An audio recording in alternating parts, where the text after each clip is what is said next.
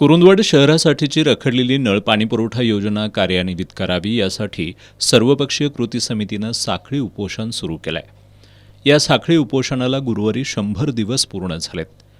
तरीही लोकप्रतिनिधी आणि प्रशासनानं या उपोषणाची दखल घेतलेली नाही। 100व्या दिवशी कृती समितीनं होम हवन केलंय। राजू बेले आणि मनीषा बेले यांनी यावेळी पूजा केली। यावेळी कृती समितीच्या सदस्यांनी पाणीपुरवठा योजना मार्गी लावण्यासाठी लोकप्रतिनिधींना सुबुद्धी द्यावी अशी प्रार्थना केली।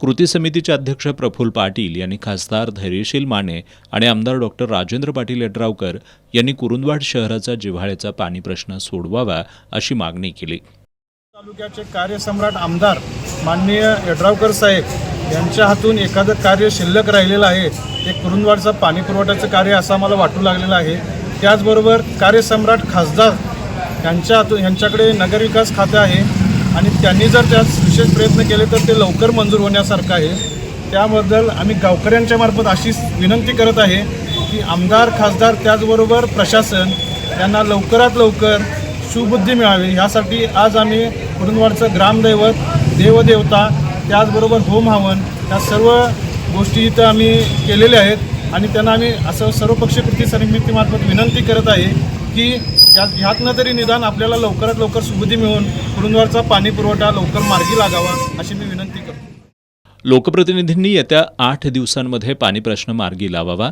नाहीतर त्यांना शहरात येऊ देणार नाही असा इशारा राजू आवळे यांनी दिलाय।